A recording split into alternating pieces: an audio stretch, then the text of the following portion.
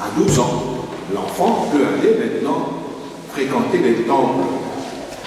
Et Jésus avait accompli 12 ans. Il est parti avec ses parents au temple. Alors ici, je voudrais remercier et féliciter les parents qui ont l'habitude d'aller à l'église avec leurs enfants. Comme je le vois ici, les parents ne sont pas seuls, ils sont accompagnés de leurs enfants. Les enfants ne sont pas seuls, ils sont accompagnés de leurs parents. Mais c'est bien, c'est déjà un exemple.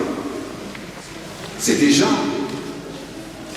une bonne leçon que vous donnez à vos enfants. Et ça devient comme ça une tradition familiale. Voilà pourquoi l'Église, notre Mère, nous invite à pouvoir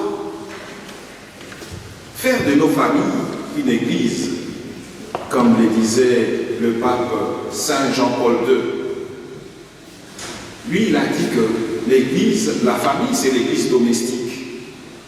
C'est-à-dire, la famille est le lieu privilégié où les enfants sont appelés à apprendre les ABC de la foi. C'est-à-dire, c'est là, dans la famille, que les enfants doivent apprendre à prier. C'est là que les enfants doivent acquérir les valeurs à la fois humaines, familiales et chrétiennes. Comme vous le savez, nous, quand on était petits, nous avons su faire les signes de croix, pas d'abord à l'église, d'abord à la maison. Comme certains parents le font déjà, à la maison, vous apprenez vos enfants à faire le signe de croix, avant de manger, avant de dormir, au lever. Donc, chaque fois, vous apprenez à vos enfants à prier, à garder cette communion avec Dieu. Et c'est ce que Marie et Joseph ont essayé de faire aussi pour Jésus. Ils ont appris à Jésus à prier. Ils ont appris à Jésus à aimer. Voilà. C'est au niveau de la famille que l'enfant doit apprendre à aimer, à prier, à partager. Parce que si, au niveau de la famille, l'enfant ne sait pas aimer, en dehors de la famille, il ne va pas non plus savoir aimer. Il ne va pas savoir partager. Voilà certaines valeurs que l'enfant doit pouvoir acquérir depuis la famille. Et donc, vous parents, vous êtes des spécialistes en matière d'éducation. Parce que si vous n'éduquez pas vos enfants, personne d'autre ne va les éduquer à votre place. Donc, il est de votre devoir de pouvoir prendre soin de vos enfants en tout et pour tout, pour que ces enfants grandissent en âge, en sagesse et en grâce comme Jésus. Et donc vous parents, vous devez prendre comme modèle le couple Marie et Joseph. Regardez cette complicité qui existe entre Marie et Joseph. Ils étaient avec leur enfant. Ils ont vu que l'enfant n'était plus avec eux. Ils sont allés à la recherche de leur enfant, jusqu'à ce qu'ils l'ont retrouvé. Marie a présenté, a exprimé son inquiétude à elle et à son mari, Joseph, en s'adressant à Jésus, en disant « Mon enfant, pourquoi nous as-tu fait cela? Vois comme ton père et moi, nous avons souffert en te cherchant. » Admirons cette complicité entre Marie et Joseph. Marie n'est pas allée chercher Jésus toute seule. Il s'est fait accompagner de son mari, Joseph. À deux, ils sont allés à la recherche de leur enfant. Et donc, tout ceci donne à comprendre que l'éducation des enfants ne dépend pas seulement de la maman. L'éducation des enfants ne dépend pas uniquement non plus de papa, mais c'est et de papa et de maman. Vous deux, vous êtes appelés à prendre soin de vos enfants, leur donner une éducation digne de ce nom, pour que ces enfants deviennent demain de personnes utiles à la société. Aujourd'hui, il y a beaucoup de parents qui ont lâché prise, surtout ici en Europe. Vous savez comment ici l'éducation devient difficile. Les parents ont difficile à pouvoir donner une éducation digne de ce nom à leurs enfants. Et donc, papa, maman, vous avez du pain sur la planche pour pouvoir prendre sérieusement soin de vos enfants. Parce que c'est une mission que le Seigneur vous a accomplie, que le Seigneur vous a confiée. Et c'est à vous de l'accomplir. Vous n'avez pas le droit de rater l'éducation de vos enfants. Sinon, le Seigneur demain vous demandera de compte. Parce que nous avons de comptes à rendre à Dieu. Dieu n'a de compte à rendre à personne. C'est plutôt nous qui avons de comptes à lui rendre. Et moi, j'ai toujours dit que le meilleur cadeau un parent puisse offrir à ses enfants, c'est l'éducation. Parce que si vous avez réussi l'éducation de vos enfants, vous pouvez dire merci à Dieu. Merci Seigneur. Je vais vous dire, enfin, pas vous dire, mais je vais vous raconter une histoire qui s'est passée ici, dans ce pays. C'est quelqu'un qui m'a raconté ça. Il m'a dit, il était surpris, ils sont allés dans un enterrement, ils arrivent au cimetière, on cherche le fossoyeur, on ne le voit pas. Il est allé se cacher dans un coin du cimetière. Après, on va le retrouver, on dit, mais messieurs, mais on vous attend pour l'enterrement. Il dit, je ne viens pas. Il était méchant. Je dis, mais qu'est-ce qui se passe? Je ne viens pas. Si je suis devenu fossoyeur, je fais ces sales métiers, c'est à cause de lui. Je ne viens pas. Les gens se disent, mais qu'est-ce qui se passe? Mais le pauvre monsieur, qu'est-ce qu'il vous a fait? Il dit, mais c'est mon père. Frères et sœurs dans les Christ, c'est un peu rigolo cette histoire, mais ça doit nous interpeller. C'est vraiment interpellant. Regardez comment les enfants souffrent du manque d'éducation nécessaire de la part de leurs enfants quand ils grandissent. Ces messieurs-là voulaient simplement exprimer son ras-le-bol, parce qu'ils voulaient pousser ses études plus loin pour devenir quelqu'un d'important dans la vie. Mais il a raté, parce que simplement son père ne s'occupait pas de lui. Son père ne se comportait pas dignement. Il faisait souffrir son épouse. Il injuriait son épouse en présence de ses garçons. Et donc, ces garçons ont grandi dans des remords. Il était révolté. Parce que papa ne traitait pas bien ni sa maman, ni lui, son fils. Et donc, c'est une histoire très très triste, malheureuse.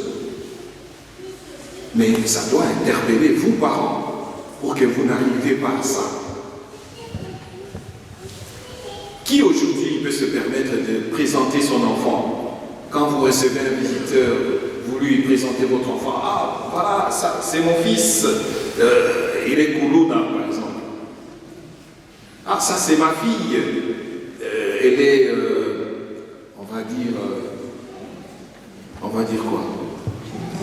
Voilà, Lumba. Et c'est Zalaba. Répondez-moi, et Zalaba.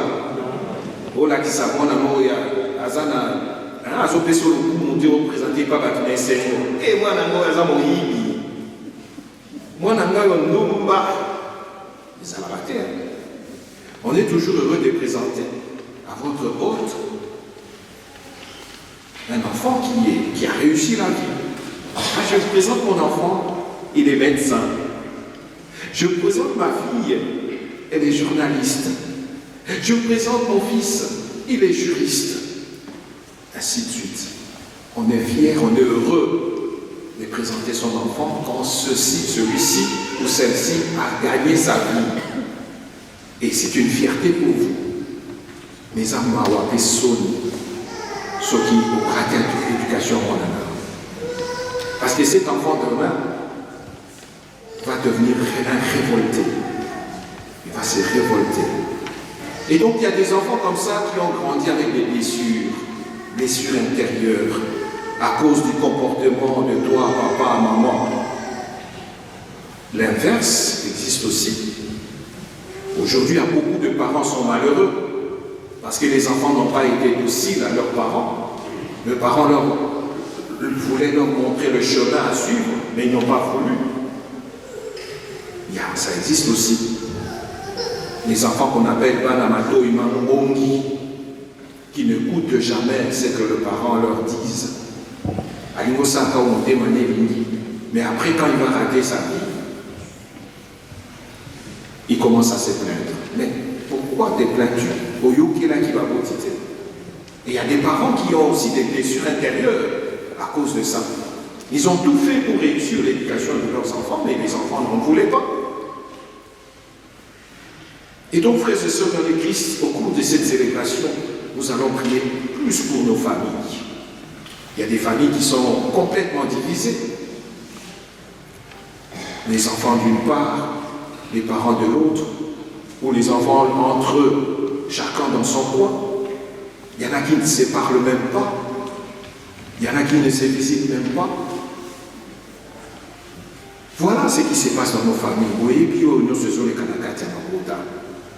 Il y a Wana Bandeko, Nami Samaito Sambela, pour que l'île ensemble, Akita Nakati à Mabota.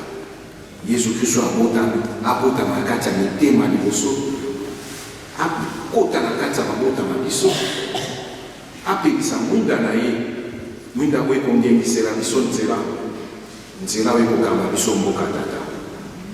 Prions pour les enfants, pour que les enfants de notre communauté soient des enfants modèles, des enfants exemplaires pour les autres enfants. Prions pour les parents de la communauté famille chrétienne, les couples, pour qu'ils soient des couples modèles et que vos familles deviennent des familles modèles, des familles heureuses parce que le Christ est en vous. Comme la parole de Dieu dit, Christ en nous, espérance de la gloire. Prions pour nos familles, prions pour nos enfants, prions pour nos parents, prions pour que le Saint-Esprit nous aide à pouvoir vraiment être de véritables familles, pas seulement des familles biologiques, mais des familles de Dieu. C'est ce que Jésus voudrait montrer à ses parents quand ils lui ont demandé pourquoi il les a fait comme ça. Jésus a réagi, pas méchamment, mais en disant, comment se fait-il que vous m'ayez cherché? Ne saviez-vous pas qu'il me faut être chez mon Père? Voilà. Jésus voudrait les montrer que ce n'est pas qu'il ne veut pas de ses parents, mais il voulait seulement montrer que la famille n'est pas seulement celle biologique, mais la famille, il y a aussi la famille de Dieu que nous constituons tous. Tel que nous sommes là, nous sommes les enfants d'un même Père. Notre Père qui est aux cieux, comme Jésus nous l'a montré, nous l'a enseigné. Voilà pourquoi nous allons prier, non seulement pour nos familles biologiques, mais aussi pour la famille de Dieu. Que nous puissions resserrer nos liens de familiarité en tant qu'enfants de Dieu. Que notre communauté, famille chrétienne, soit véritablement une communauté des enfants de Dieu. Pour que notre témoignage de vie puisse attirer à nous, puisse attirer à Dieu tous ceux qui sont loin de Dieu, qui s'approchent de Dieu, que nous tous nous puissions nous reconnaître comme enfants de Dieu, pour que tous ensemble nous puissions marcher vers le royaume des cieux. Mais n'hésitons pas d'aller à notre Mère du ciel. Demandons à Sainte Vierge Marie et à Saint Joseph d'obtenir pour nous, auprès de son Fils Jésus-Christ, tout ce dont nous avons besoin pour que nos familles soient des familles heureuses. Amen. Amen.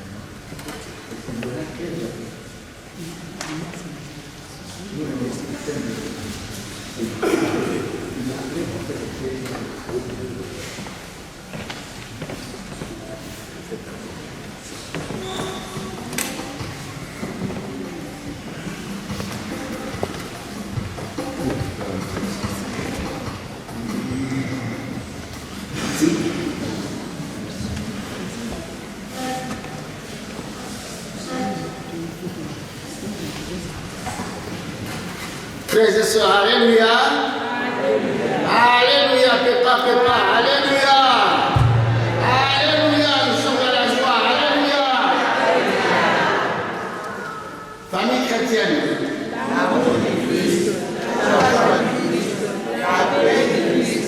Alléluia. C'est ça, c'est moi. Famille chrétienne.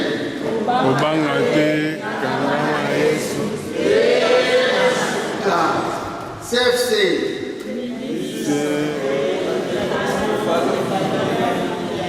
milice sacrée pour la défense des valeurs familiales. Dieu est bon. Dieu est bon tout le temps. Dieu est bon tout le temps. Dieu est bon tout le temps. Amen. J'ai dit tout à l'heure qu'on ne m'avait pas encore envoyé le texte pour le nouveau thème, le thème de l'année 2025, l'année que nous allons entamer dans quelques instants. Mais, tout en étant ici, le thème est annulé. C'est comme ça, je demande au prêtre, au célébrant de m'excuser. Je vais lire le texte du thème et vous saurez maintenant quel est le thème de l'année 2025. Amen, hein? Thème de l'année 2025. La communauté famille chrétienne a concentré son attention